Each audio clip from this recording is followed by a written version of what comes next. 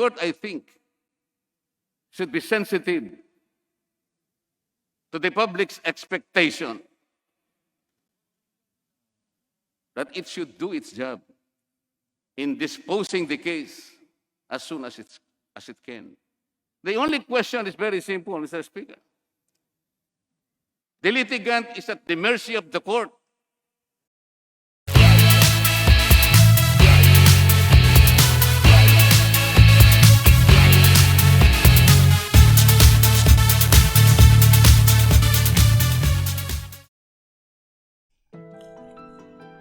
Magandang araw sa inyong lahat, mga kaibigan. Sana ay nasa mabuti kayong kalagayan. Ang videong ito ay tungkol pa rin sa patuloy na deliberasyon na ginagawa ng Kongreso para sa budget sa susunod na taon. Dito ay mapapanood natin ang naging mainit na debate ni Congressman Marcoleta at Congressman Mikey Arroyo tungkol sa mabagal na pagproseso ng Korte Suprema sa mga kasong nakabinbin dito. Sa interpellation na ginawa ni Marcoleta, talaga namang nag-init na naman siya sa nasabing usapin sa kadahilan ng tumatagal ang mga kaso na nakabinbin sa nasabing ahensya at ang iba ay umaabot pa ng 10 taon. Ito at panoorin natin ang mainit na debate sa Kongreso.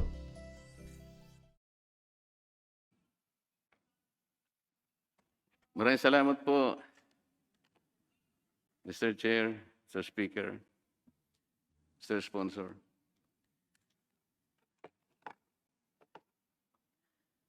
Mr. Sponsor, Mr. Speaker, gusto ko po sanang makapagtanong ng ilang bagay sa ating judiciary na nakalatag po ang kanilang budget sa araw na ito.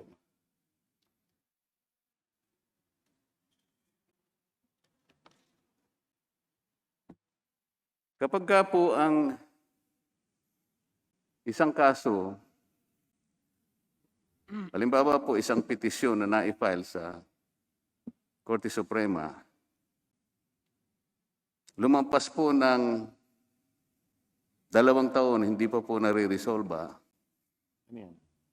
Meron po bang paglabag yun, Mr. Speaker, Your Honor?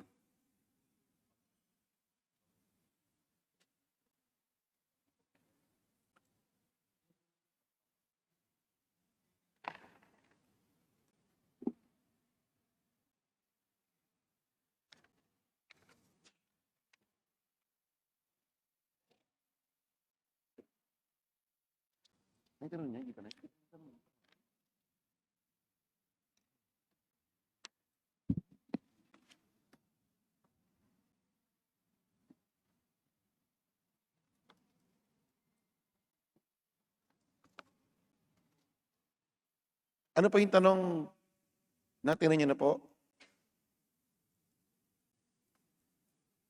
Ang alam ko po, napakalinaw po yung tanong ko kanina. Pasensya na kayo, hindi ko narinig. Ano po ang tanong natin? Kung ang 2 taon po, Halimbawa po ang isang petisyon ay naihain sa Korte Suprema at makalipas po ang 2 taon, hindi po na-resolve. Meron po bang paglabag na doon? meron. Basta po hindi pa submitted, hindi pa tumatakbo yung 2 years. Yung kaso niyo po na yung sinasabi, submitted na ba po? Para malinaw po. Ang nakalagay po kasi sa saligang batas, Mr. Speaker, Your Honor, ang isa pong kaso na naihain sa Korte Suprema ay kinakailangan pong i-dispose sa loob ng 2 taon. So ang akin pong tanong, pag nakalipas po ang 2 taon, malinaw po ba doon na meron ng paglabag? Your Honor, Mr. Speaker, the interpretation of our friends from the judiciary is that when it is submitted for decision, then the 2-year grace period will have started.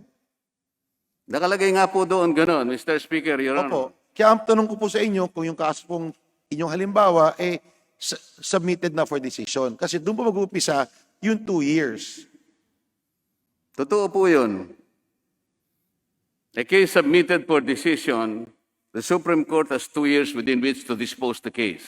Opo. Sige, detalye na po natin ang gano'n. Pagkatapos po ng 2 taon na i-submit na po yung kaso for resolution sa Korte Suprema at hindi po yun na-dispose within 2 years, may paglabag na po ba ron?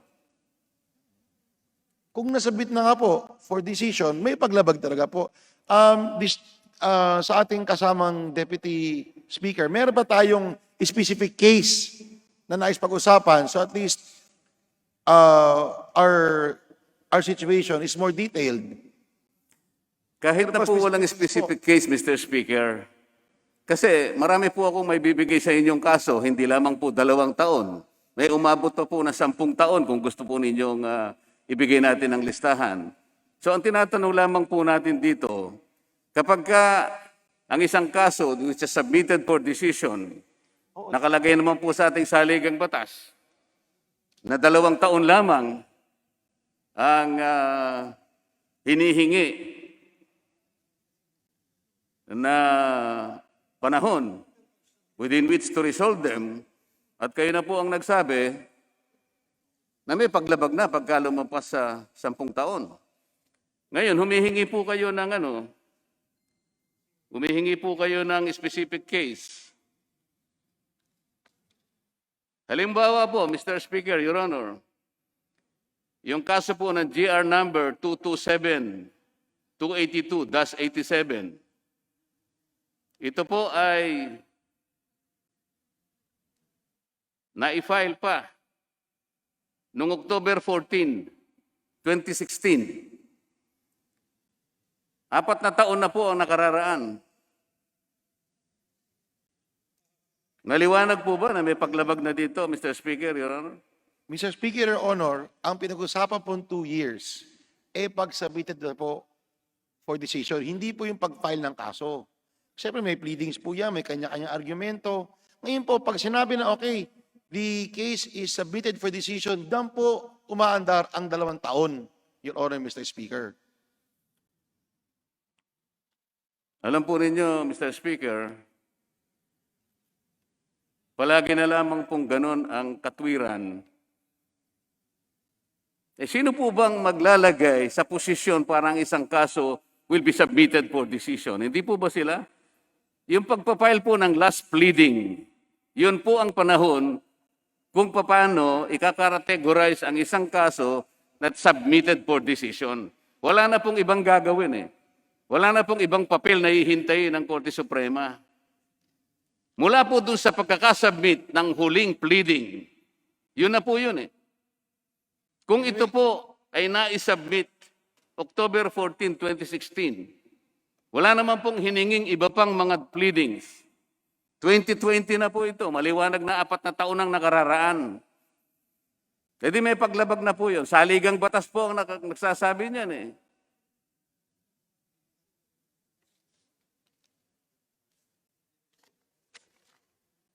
Your Honor, Mr. Speaker, not necessarily, unfortunately, because they might still be deliberating on the case. As long as it is specifically said that it is submitted for decision, then the 2 years will start. It may be right, it may be wrong, but that is the interpretation of the handlers of the Supreme Court. We may agree or disagree with them, but that is what they say. Yun po ang nakalulungkot, nakalagayan po ng isang litigant, Mr. Speaker, Your Honor. Dahil po, kontrolado talaga ng Korte, more particularly the Supreme Court, kung kailan niya sasabihin na submitted for decision. Maliwanag po sa ating mga rules of court na kapag yung kahuli-huli ang pleading po ay na-file na at wala nang kakailanganin pang ibang pleadings, yun po ang pagkakataon na submitted na for decision yun, with or without the court's notice that it is submitted for decision.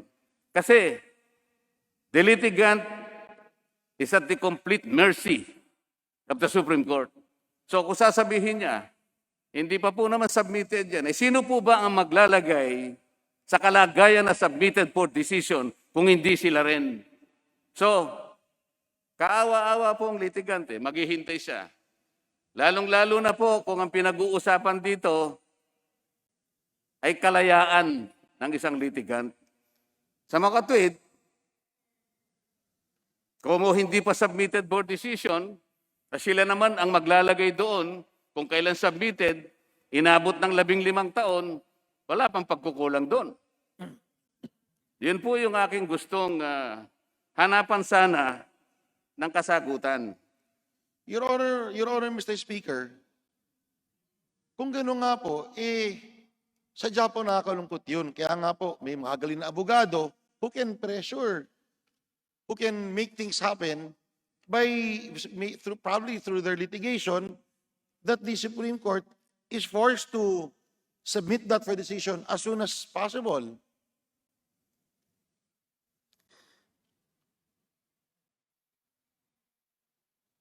Mr. Speaker, Your Honor,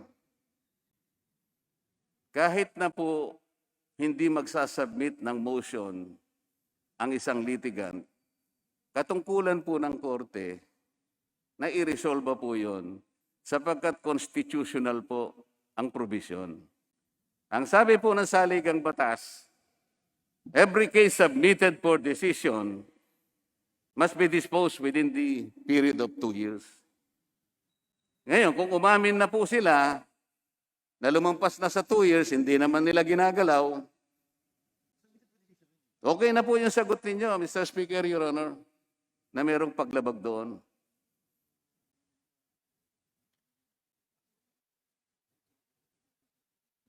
Your Honor, Mr. Speaker, I just asked the court administrator, and he said, unfortunately, it is not yet submitted for decision. If we want, I can join the distinguished Deputy Speaker as the sponsor of the judiciary to ask him to look into it. But I can certainly meddle into what they are doing in their decision making, in how they deliver their decisions. I don't want to hurry them up. But we can ask them, we can plead to them to look into it.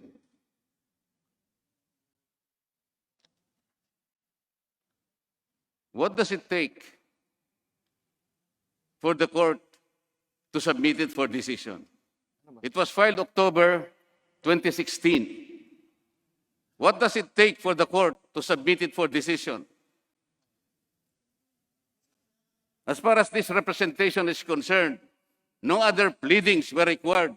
Well, Your Honor, Mr. Speaker, if there are no other pleadings required, everything has been done, all the arguments have been set in, then they should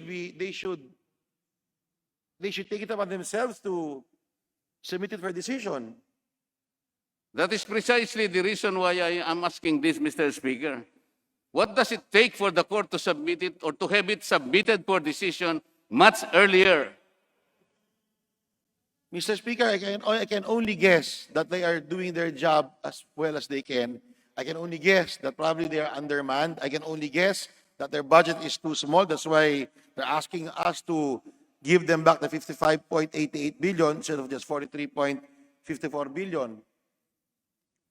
Because the most we can do is actually to just ask them to look into it, Your Honor, Mr. Speaker. If you're talking about a certain case, we can surely remind them officially. Mr. Speaker,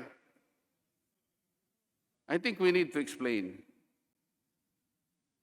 The Supreme Court is the court of last resort. Our people knows that very well. If the case is filed with the Supreme Court, that is the last chance of a litigant to seek redress or justice. We can understand that the litigant looks upon the Supreme Court as the last refuge in seeking justice. And because of the nature of that court, the court of last resort, and considering further that the case probably revolves around her liberty or his liberty, the court, I think, should be sensitive to the public's expectation that it should do its job in disposing the case as soon as it can. The only question is very simple, Mr. Speaker. The litigant is at the mercy of the court. The court can take its sweet time when to put the case submitted for decision. When? The poor litigant will wait until eternity. This is the whole point. Did the Supreme Court, Mr. Speaker, ever conduct any study? What is the impact of every case resolved on time or not on time on the very life of a litigant? Do they know how they expect the court to do its job? What is the impact of the court's decision on the very life of a litigant? Is there any study ever conducted by the Supreme Court along this line? When the expectation of the people is so high, especially when they feel aggrieved and they feel injustice, they go to the Supreme Court as the court of last resort. And then here we are, trying to determine whether or not the 2 years is enough, or the 2 years was not enough because the case was not ever submitted for decision.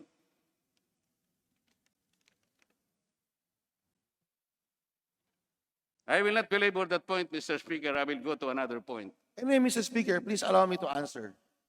Mr. you Speaker, wish. I'm sure that the Supreme Court is sensitive to the feelings and sentiments of the accused, the litigants. I'm sure they are not supposed to do this on purpose. Mr. Speaker, if you are referring to the case of a while ago, did you say a while ago, GR 227-82-87, it's the case of Celia Kosay versus Sandigan Bayana. Is that the case, Your Honor, Mr. Speaker? Yes, Your Honor, Mr. Speaker. Well, the status, if I may be allowed to inform you, Mr. Speaker, is that it's with the second division from the first division. It was transferred to the second division on November 4, 2019. Last agenda on December 10, 2019 was deferred for further deliberations. Mr. Speaker, may I ask the gentleman from the party list, Sagip, to explain the details of this case? Ano po yung kaso? Ano po yung nangyari? Ano po involvement ng kasong ito? Are you moving for a suspension, Your Honor, Mr. Speaker?